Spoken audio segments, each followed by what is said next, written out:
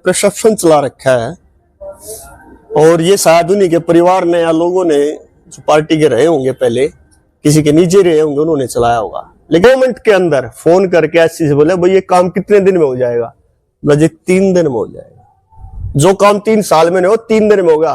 और ये कांड नहीं, ये षड्यंत्र है जो कि अभय सिंह चौटाला के खिलाफ षड्यंत्र रचने का काम किया गया है। तो आपको हम अब बताएंगे कि जाट क्या है। तो मेरे ख्याल से हर बूथ पे 100-150 वोट बोगस पड़ रही है, नहीं आ रही है।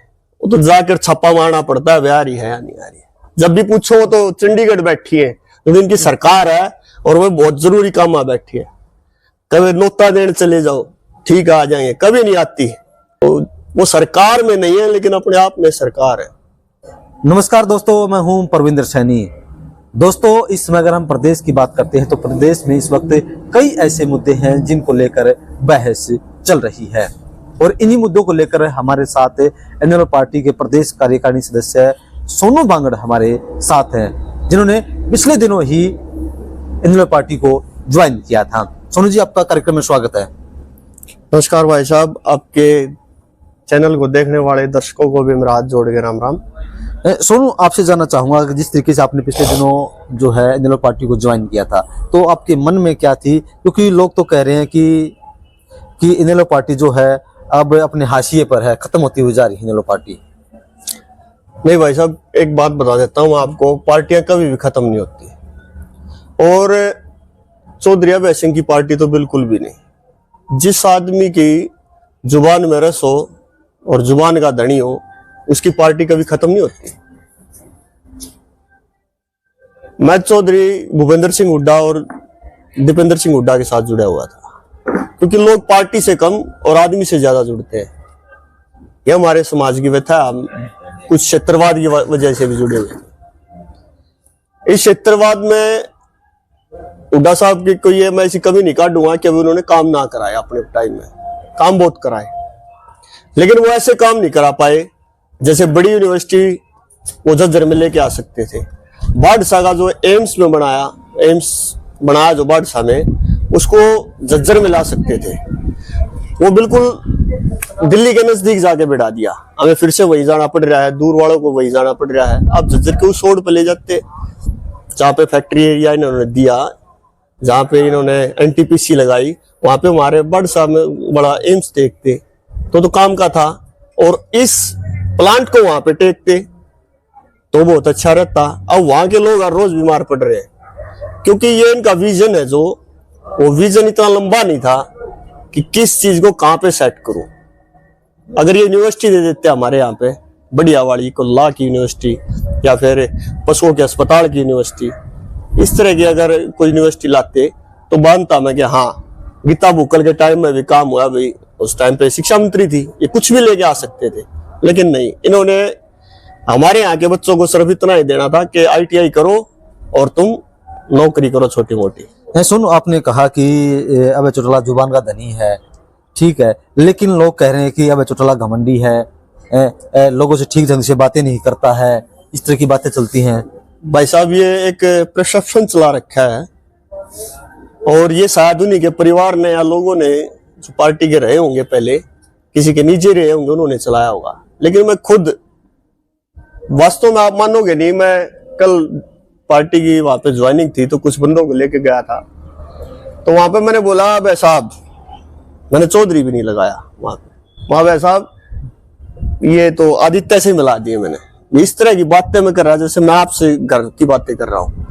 और बहुत से लोग लगाते हैं चौधरी वोधरी ये वो, मैं तो ऐसे ही बातें करता हूँ जैसे आपसे बातें कर रहा हूँ। ठीक है, उनका कद बड़ा है, उनके पीछे से हम उनको चौधरी अभय सिंह चौटाला बोलते हैं, लेकिन जब मैं सामने जाता हूँ तो ऐसे बात करता हूँ जैसे एक पिता पुत्र बात कर रहे हैं। वहां पे मैंने कभी ऐसा नहीं देखा कि उन्होंने कभी तू तड़ाक से या किसी को, कार्यकर्ता को या कोई बाहर का आया हो उसको कुछ कहा हो। मेरे सामने तो कभी नहीं हुआ। और ये जो पीछे से जो छवि बिगाड़ने का काम कर रहे हैं, उनको सबको पता है, जो पहले इनेलो पार्टी में थे और कुछ जेजेपी में चले गए, उनको सबको पता है क्या क्या है। एक वाक्य था बहुत पुराना कि जेजेपी पार्टी का टाइम चल रहा था उस टाइम पे, और दुष्यंत सीएम था, उप सीएम था, और जो रणजीत सिंह चौटाला जी थे वो इसमें थे, बिजली मंत्री थे। तो हमारे यहाँ पे खेड़ी गांव के कप्तान जी है, उसके लड़के का नाम देवीलाल, आप पूछ लेना कभी। चौधरी ओम प्रकाश चौटाला नाम टेका था उसका, देवीलाल लड़के का। तो 3 साल से उसने अप्लाई कर रखा था मीटर के लिए, खेतों वाले मीटर के लिए, जो कि लाइन नहीं लगी। तो वो 2-3 साल इनके पास घूमा, दुष्यंत के पास भी घूमा, रणजीत जी के पास भी घूमा। तो एक दिन चौधरी अभय सिंह चौटाला पार्टी ऑफिस में आए हुए थे और उन्होंने सोचा ले भाई चल पूछ लेता हूँ एक बार, के बरा यहाँ पर लग जाओ। कहे भाई क्या अभय सिंह चौटाला का अगर फोन चला जाए तो काम नहीं रुकता। और वो ऐसा ही हुआ, वो मिला और बोला भाई साहब अब तो मैं जेजेपी पार्टी में चला गया। चौधरी साहब बोले कोई बात नहीं भाई, तू काम बता क्या काम आया। तो उन्होंने बता भैया ऐसे ऐसे बात है। 2 मिनट के अंदर फोन करके ऐसे से बोले भाई ये काम कितने दिन में हो जाएगा? बोला 3 दिन में हो जाएगा। जो काम 3 साल में नहीं हो 3 दिन में होगा। जब कप्तान घर पहुंचा तो वहां पे खेतों में खंभे पड़े थे, लगने शुरू हो गए थे। तो ये तो है अभय सिंह चौटाला। लेकिन एक आईपीएस ने तो कहा, पूर्व आईपीएस ने तो कहा कि बोला उसने जो 39 चित्र मारे थे, बोला ये एक बहुत बड़ा षड्यंत्र है। जो एक आईपीएस RS यादव है वो नारनौंद हल्के से, और अभी नारनौंद हल्के से ही हमारे जो कांग्रेस के प्रदेश अध्यक्ष है वो है। और इनका आपस में बहुत गहरा कनेक्शन है, दोनों यादव हैं, यारी दोस्ती भी। और जड़े आप खोदोगे तो यहां तक मिलेंगे कि भाई जब सीडी कांड नरेंद्र जी का बाहर निकाला अभय सिंह ने, तो फिर अब कुछ ना कुछ कांड तो इनका भी लेके आना था। और ये कांड नहीं, ये षड्यंत्र है, जो कि अभय सिंह चौटाला के खिलाफ षड्यंत्र रचने का काम किया गया है। नहीं तो इतने बड़े पद पे होने के बाद उनको शर्म आनी चाहिए। ये बोल रहे हैं 39 जूते मार दिए। उनकी 2003 की एक कटिंग भी पड़ी है, मैं आपको दे दूंगा अखबार की, जिसमें उन्होंने आरोप लगा कि पुलिस ने मेरे को प्रताड़ित किया।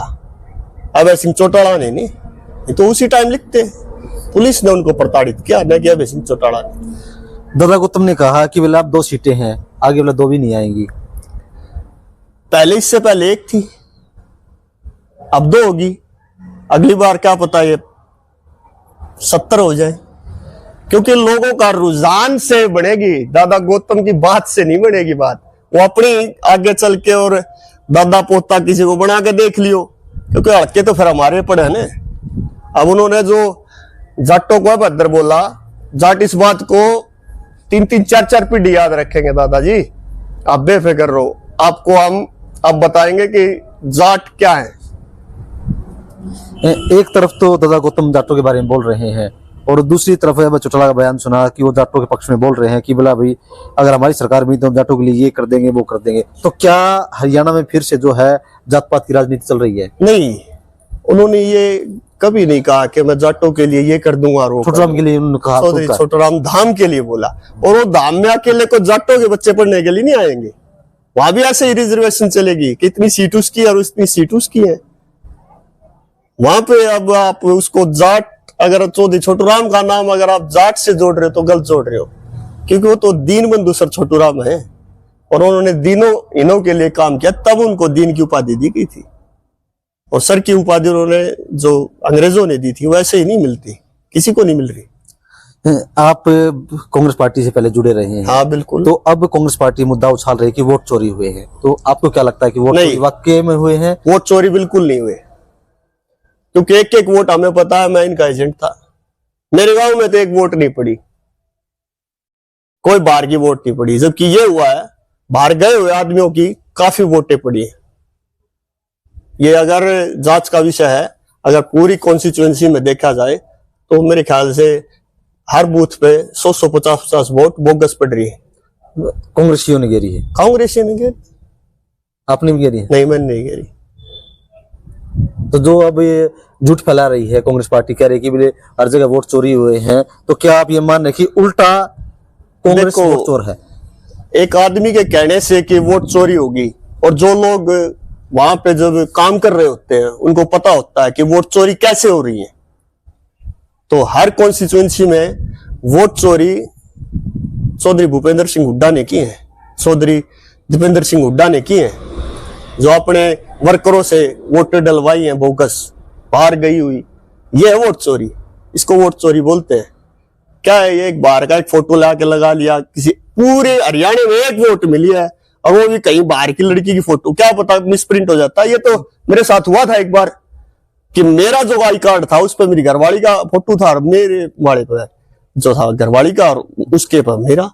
ये तो हो जाती है, क्लरिकल गलती हो सकती है। देखो मैं ऐसा नहीं बोल रहा कि बीजेपी वोट चोरी ना करती हो, लेकिन यहाँ पे तो हुई नहीं, क्योंकि जहां पे ये जीतते हैं वहां पे भी तो वोट चोरी हुई है। फिर इसको भी मान लो, फिर इस्तीफा दे दो और आ जाओ फिर एक बार मैदान में। देखा अब, क्योंकि अगर वोट चोरी हुई तो यहाँ जैसे जजर से गीता बुक्कल जीतती है, बेरी से रघुवीर कादान जीता है, कुलदीप जीतते हैं, बादली से रघुवीर कादान इतनी वोटर जीता है कि सारे की वोटा लगा लो आप, जितने दूसरे अपोजिट में थे फिर भी 2,500 वोटर जीत रहा है।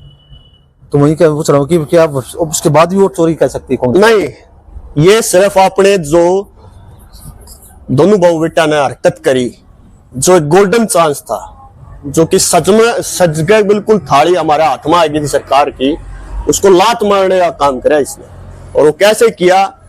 सिर्फ और सिर्फ राहुल गांधी के दामाद को बचाने के चक्कर में इन्होंने हरियाणा को भेंट चढ़ा दिया। और अब अभी तरह बेवकूफ नहीं कि हर बार इन्हीं की भेंट चढ़ते रहेंगे। हम यही एक हमारा नेता नहीं है, बहुत नेता है। अब चौधरी अभय सिंह जी साथ दबंग नेता रहा, बस है इतनी बात है कि हमें सिरसा जाना पड़ेगा, पहले रोहतक जाया करते, तेल ज्यादा जल जाएगा। और वो तो अब बता रहे हैं भाई रोहतक में मकान बनाने लग रहे हैं, प्लाट ले लिया। तो वह बात भी नहीं रही कि भाई क्षेत्रवाद की गुड़गांव में रहने लग रहे।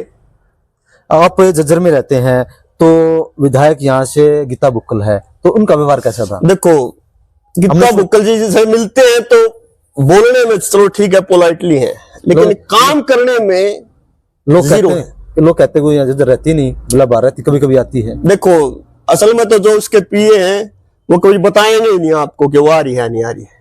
वो तो जाकर छापा मारना पड़ता है, वे आ रही है या नहीं आ रही है। जब भी पूछो तो चंडीगढ़ बैठी है, क्योंकि इनकी सरकार है और वो बहुत जरूरी काम में बैठी है। कभी नोता देने चले जाओ, ठीक है आ जाएंगे, कभी नहीं आती। और याद रखेंगे या जनता बेफिक्र रहो, अब की बार तो इस बात पर वोट दे दी कि भाई ठीक है सरकार आ रही है, आगे कभी वोट मांगने आ जाना, हाल बना देंगे बढ़िया वाला। बार बार क्यों जीत रही है फिर वो बार बार सिर्फ और सिर्फ भूपेंद्र सिंह हुड्डा के नाम पे बन रही है। खुद की अगर जिस दिन एक बार चोला हटा के देखो कांग्रेस का, फिर पता लगा कितनी वोट है पल्ला। इनके समाज की 5 वोट भी नहीं मिलेंगी। अब जेजेपी की रैली होने जा रही है जुलाना में, तो क्या लग रहा है आप लोगों को? क्या रोहतक की जो रैली थी आप लोगों की, क्या उससे कह सकते हैं कि जबरदस्त रैली होगी? देखो भैया, तो आने वाली 8 तारीख को 7 तारीख को पता लगेगा क्या रैली बनेगी। उसके बारे में तो मैं आपसे इतनी बड़ी भविष्यवाणी तो नहीं कर सकता, पर ये है भाई जेजेपी वाले मेरे यार दोस्त है, वो बहुत तंग है, क्योंकि दुष्यंत चौटाला ने कभी उनका काम नहीं कराया। मैं एक बार वैसे देखो कांग्रेस पार्टी में एक साथी के साथ चला गया, आज चलते हैं दुष्यंत चौटाला के पास, मैं चलो भाई चलाएंगे। तो एक बदली का काम था हमारा, एक मास्टर जी का, आप विश्वास नहीं करोगे, टेबल के नीचे से फाइल भगा दी थी। अनुलवन नहीं होगा, चौधरी साहब क्यों ना होगा, भाई नहीं होगा। तो भाई ये वो आदमी है जो नहीं होगा। और कल की बात है, मैंने एक बदली देखी, विश्वास नहीं करेंगे लोग। तो कल चौधरी साहब ने, मैं दूर से खड़ा था, तो बोले, अब मंत्री का नाम तो नहीं लूंगा मैं, लेकिन चौधरी साहब ने कहा ये बदली कितने दिन में हो जाएगी? उन्होंने कहा जी कल हो जाएगी। तो वो सरकार में नहीं है, लेकिन अपने आप में सरकार है। चौधरी अभय सिंह चौटाला खुद में सरकार है, यानी कि उनकी आज भी चलती है दौड़ती है।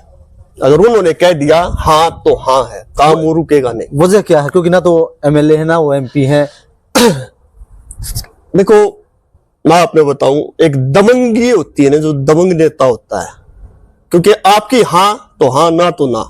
तो ऐसा ही वो ऊपर लेवल पे भी करते हैं, किसी न किसी बात, किसी की हाँ भर ली तो हाँ और ना तो ना। तो जुबान की कीमत होती है आदमी की, और जिसकी जुबान पक्की होती है ना, लोग उसके साथ जुड़ते हैं, और कोई दूसरे नेताओं में भी जुड़ते हैं।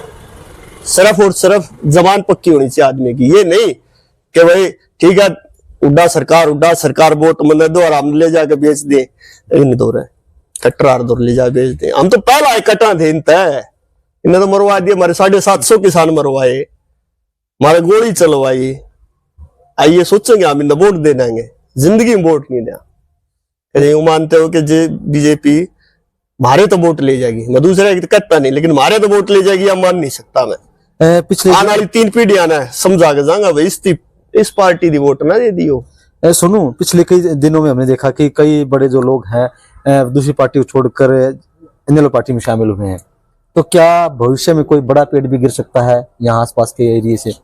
गिरने वाले शाखाएं गिर रही हैं, पेड़ तो बाद में गिरेगा। और जितने उसका 28 तारीख को जो रोहतक में अब ज्वाइनिंग है, उसमें देखना आप जज्जर से लाइन लगेगी। अब की बार ये चंडीगढ़ जाने में तो थोड़ा ये हो गया भाई, 10 आदमी गए। क्यों लोग सोचते हैं यार चंडीगढ़ के करा चाल, रोहतक तो ज्यादा दूर नहीं, रोहतक में देखना बसें भर के जाएंगे ज्वाइनिंग के लिए। तो मैं आपके चैनल से वादा कर रहा हूँ, अब नया ठिकाना रोहतक होगा। हाँ, रोहतक 28 तारीख को ज्वाइनिंग है, 28 दिसंबर को।